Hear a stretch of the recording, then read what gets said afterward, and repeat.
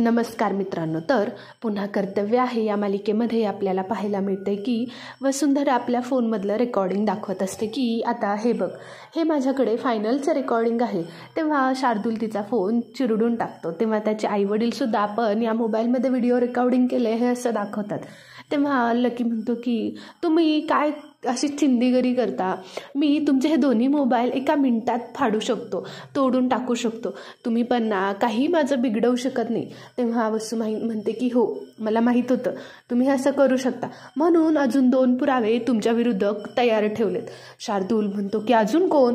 तेव्हा ज्यांनी त्यांना फसवलेलं असतं ते माणसंसुद्धा तिथे येतात आणि म्हणतात की ओ लकी साहेब, तुम्ही आमच्याकडून पैसे घेतले होते ना डबल करण्यासाठी, ते अजून देता ना? हे बघा, तुमच्या विरोधात पुरावे आम्ही आमच्या फोनमध्ये सुद्धा रेकॉर्ड केलेत आणि माहिती असावी म्हणून सांगतो की हे आमच्या ईमेलला सुद्धा शेअर करून ठेवलेत, 2 जणांना पाठवलेले सुद्धा, त्यामुळे तुमच्या व्हिडिओ व्हायरल व्हायला फार वेळ लागणार नाही. तेव्हा वसुंधरा म्हणते की हो, तू तुझं जसं न्यायालय भरवलं होतं ना, आता तुला वसुंधरा न्यायालयामध्ये सुद्धा उत्तरं द्यावी लागणार, चल बस. असं म्हटल्यानंतर ते दोघं गुंड येतात आणि त्याला पकडून आपल्या वसुंधराच्या न्यायालयामध्ये उभे करतात.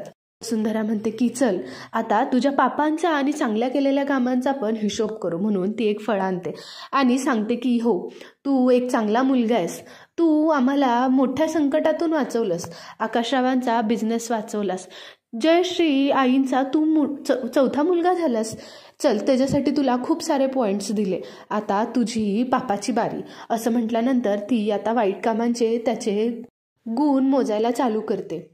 ती म्हणते की तू आम्हाला इतकं फसवलंस, आमच्याच घरात राहून आमच्यावरच उलटलास ना, चल आता तुझ्या पापांचा हिशोब करायचा. इकडे जयश्रीने घरात खूप मोठा घाट घातला होता की लकी अजून आला नाही म्हणून पूर्ण घर डोक्यावर घातलं होतं. ती देवापाशी जाते आणि साकडं घालते, सगळ्यांना येऊन प्रसाद देते आणि म्हणते की एकदा बाई साकडं घातलं देवाला, आता लकी नक्की मिळेल. तेव्हा आकाश आपल्याला जायचं आहे म्हणून ऑफिसला जाताना खाली येतो. अवनी किचनमधून वसुंधराने बनवलेला डब्बा देते आणि म्हणते की वसुंधरा ना सकाळी माहेरी गेली आहे, तिने तुमच्यासाठी जेवण बनवलं, हा घ्या डब्बा. तेव्हा जयश्री म्हणते की हिचं काय आहे, उठसूट आपलं माहेरी जायचं, सकाळ बघायची नाही संध्याकाळ बघायची नाही, ही कुठली पद्धत आहे, थांब आता येऊ देस तिला, मी चांगला जाब विचारते. माधवराव चिडतात आणि म्हणतात की काय तुझं जयश्री हे सारखं सारखं, तिला कोणीही काही बोलायचं नाही, अगं काहीतरी काम असेल म्हणूनच गेली असेल ना, आणि जाताना ती तिचं काम आणि कर्तव्य पूर्ण करून गेली. तेव्हा आकाश म्हणतो की अगं आई जाऊ दे ना, काहीतरी इमर्जन्सी असल्याशिवाय वसुंधरा अशा जाणार नाहीत.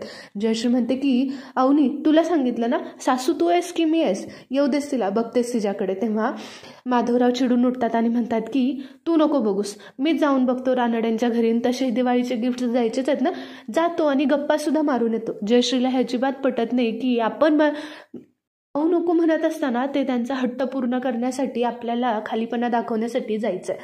जयश्री म्हणते की हे बघा, हे मला डिवचण्यासाठी हे असे करतात की मी काहीतरी वसुंधराला बोलेन म्हणून स्वतः माझ्या विरुद्ध जाऊन वसुंधराच्या घरी जाणार आणि तिथे गप्पा मारणार.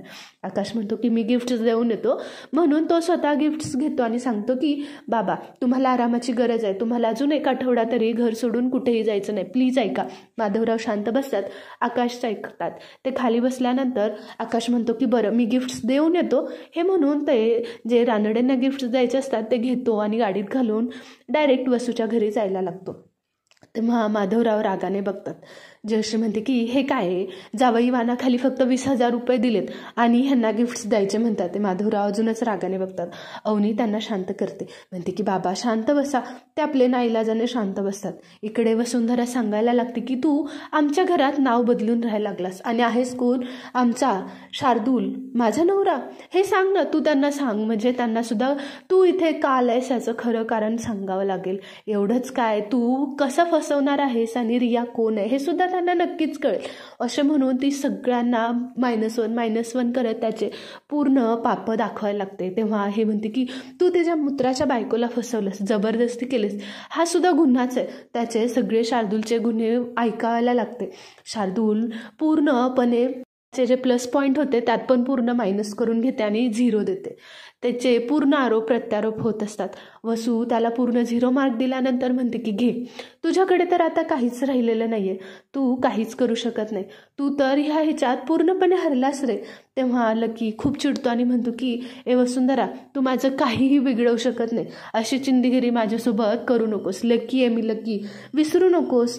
तेव्हा वसुंधरा सांगते की हो, इतका लकी आहेस पण काहीच कामाचा नाही आहेस. अरे मी रियाशी बोलणं झालंच नव्हतं. मला माहीत होतं की तुझं आणि रियाचं कधी ना कधी आज ना उद्या बोलणं होईल, तेव्हा तुला समजेल की आमचं बोलणं झालं नव्हतं म्हणून तू पुन्हा येशील. म्हणून हा सगळा घाट मी तुझ्यासाठीच घातलाय. अरे मी तर मला वाचवण्यासाठी शेवटची संधी म्हणून अंधारात तीर मारला आणि तो पण बरोबर निशाणावर लागला. तुझा गेम वाजलाय शार्दूल. तुला आता इथून कायमची जाण्याची वेळ आलेली आहे.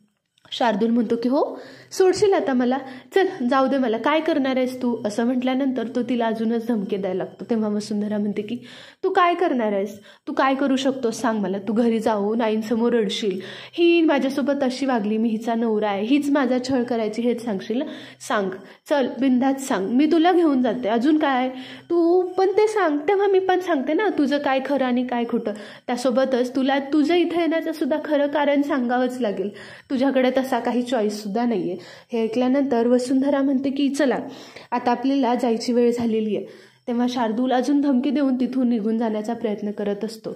इकडे तनया आपल्या रूममध्ये येऊन विशाखाला फोन करते आणि सांगते की अगं वसुंधरा वहिनी सकाळपासून गायब आहे, माहेरी जायचं म्हणते. विशाखा म्हणते की काय, एवढं माहेरी जायचं म्हणते, नक्कीच त्या रानड्यांच्या घरात काही ना काहीतरी शिजते, आपल्याला शोधावंच लागेल. तनया म्हणते की हो ma'am, all the best. Vishakha phone ठेवते आणि शोधण्यासाठी लागते. इकडे वसुंधराने चांगलंच शार्दूलला पकडलेलं असतं. तो पळून जात असतो म्हणून त्याची आई रागारागात उठते आणि त्याच्या नरड्यावर सुरा लावते आणि म्हणते की शार्दूल, माझ्या वसूच्या आयुष्यातून लांब जा.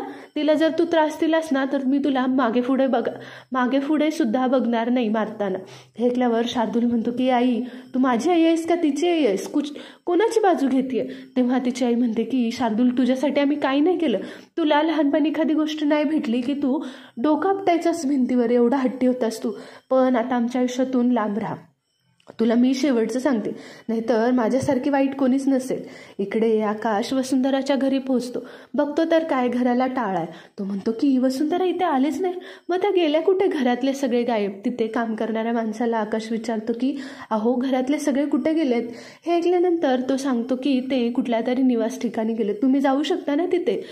आकाश म्हणतो की बरं ठीक आहे. तो अखिलला फोन करतो आणि सांगतो की मला ऑफिसमध्ये यायला वेळ लागेल, तू ऑफिसमध्ये थोडा वेळ हँडल कर. त्याला वाटतं काही इमर्जन्सी आहे म्हणून तो आपल्या वसुंधराच्या आईवडिलांकडे जाण्याचा निर्णय घेतो. इकडे वसूच्या आईने आपल्या शार्दूलवर चाकू धरल्यामुळे ती चांगलीच त्याला धमकावत असते. ती म्हणते की तुझ्याकडे काहीच पर्याय नाही आहे, तुला आता आमचं ऐकावंच लागेल, आमच्या वसूच्या आयुष्यातून कायमचा निघून जा. तेव्हा वसुंधरा म्हणते की हो, तो तर जाणारच आहे, पण त्याच्या आधी त्याला एक खूप मोठं महत्त्वाचं काम करायचं आहे. आणि इथेच पुन्हा कर्तव्य आहेचा भाग संपतो. तुम्हाला आपल्या चॅनलवरचे अपडेट्स आवडत असतील तर आपल्या चॅनलला लाईक करा, शेअर करा आणि सबस्क्राईब करायला विसरू नका. थँक्यू.